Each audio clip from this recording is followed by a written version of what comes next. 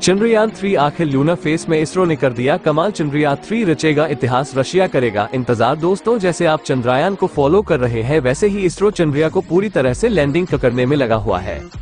दोस्तों, जब चंद्रयान अकेला जा रहा था तब लग रहा था वही पहुंचेगा चंद्रमा पर, लेकिन उसके पीछे पीछे रशिया भी अपना मिशन लॉन्च कर चुका है और वो भारत से पहले चंद्रमा पर पहुंचने में लगा हुआ है। लेकिन चंद्रयान ने भी क्या कमाल किया है, लूना 25 रेस से बाहर हो गया है, यानी जो रेस रशिया भारत से रेस में लगाने में लगा हुआ है वो खुद रेस से बाहर हो गया है, क्योंकि आखिरी में चंद्रयान ने अपनी पूरी रणनीति ही बदल दी है। चंद्रयान 3 चंद्रमा के सरफेस के बहुत नजदीक पहुंच गया है। दोस्तों, इसरो ने चंद्रयान 2 की फेल होने की रिपोर्ट नहीं दी थी। ये रिपोर्ट उसी के पास होंगी जिस देश ने साउथ पोल पर उतरने की कोशिश की होंगी। किसी और देश के पास ये डेटा नहीं हो सकता है। और सबसे बड़ी बात ये है कि चंद्रयान 2 फेल होने के बाद भी उसका ऑर्बिटर काम कर रहा है और ये दुनिया के हाई रेजोल्यूशन कैमरे से कैद है और उसके पास है चांद की सबसे बेस्ट पिक्चर्स और चांद की सतह का पूरा कच्चा चिट्ठा। ऐसे सिचुएशन में रूस को डिसएडवांटेज मिलने वाला है और रूस को साउथ पोल पर उतारने का कोई एक्सपीरियंस भी नहीं है। भले ही 47 साल पहले एक्सपीरियंस क्यों ना रहा हो, लेकिन आज के टाइम में रशिया चाइना से भी पीछे रह गया है। और इसमें कैसे दिखाया गया है कि चंद्रयान 2 ही चंद्रयान 3 का रास्ता साफ कर रहा है, चंद्रयान 2 ही चंद्रयान 3 को कदम कदम पर रास्ता समझा रहा है। चलिए समझते हैं चंद्रयान के साथ क्या हुआ। लैंडिंग के दौरान समझते हैं चंद्रयान 2 चंद्रमा के सही दिशा में जा रहा था। आज के तारीख में चंद्रमा एक सर्कुलर मूवमेंट, एक हॉरिजॉन्टल मूवमेंट कर रहा है। चंद्रमा के आसपास एक हॉरिजॉन्टल बल्बिसिटी है और एक वर्टिकल बल्बिसिटी है।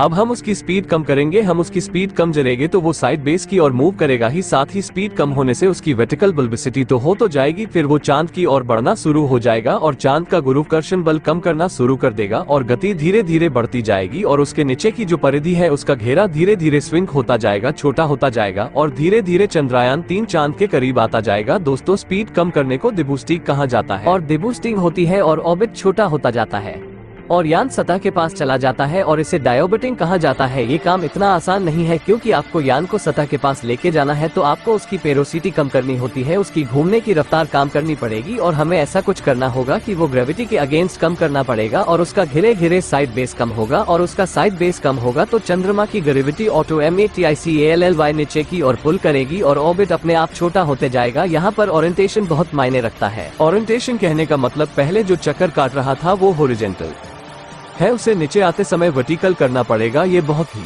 ऐतिहासिक लम्हा था। जो वो 30 किलोमीटर की हाइट पर था तब उसे 7 से 8 किलोमीटर के हाइट पर लाया जा रहा था, जिसे रिब्रेकिंग फेज कहते हैं। इसमें उसे आराम से आना था। इस समय ना तो इसके कैमरे अच्छे से काम करते हैं, इसके जो कैमरे हैं वो उसकी आंखें भी है, यही उसको पूरी सतह की जानकारी भी देते हैं। इसकी इंद्रियां है, वही जितनी इन्फॉर्मेशन खींचेगी वही इन्फॉर्मेशन से काम करना है। ये उसका आर्टिफिशियल इंटेलिजेंस काम करेगा। यान की सतह की कितनी दूरी है ते चंद्रयान के लैंडर को देता रहेगा। उस समय वो काम नहीं करता है, बल्कि इनिशियल वेलोसिटी काम करता है और बताते हैं कि उसकी कितनी स्पीड रखनी चाहिए। फिर ये फेज पूरा होता है जब 8 किलोमीटर तक पहुंच जाता है, फिर 8 किलोमीटर से 5 किलोमीटर में आना पड़ता है और 5 किलोमीटर से 2 किलोमीटर और उसके बाद फाइनल ब्रेकिंग शुरू हो जाता है, यानी यहाँ पर आकर फाइनल ब्रेक लगाए जाते हैं। इसकी घूमने की गति को रोका जाता है, तब ये पावर्ड फेस ब्रेक होता है, जहाँ 8 किलोमीटर की हाइट से नीचे की ओर आना होता है और इसे पावर्ड फेसिंग ब्रेक भी कहा जाता है। जब थ्रस्टर शुरू हो जाती है और लूनर ग्रेविटी चंद्रयान को अपनी तरफ खींचती रहती है तब ऑपोजिट साइड अपने स्पीड को काम करते जाता है, यानी इनके थ्रस्टर ग्रेविटी में अगेंस्ट काम करते हैं।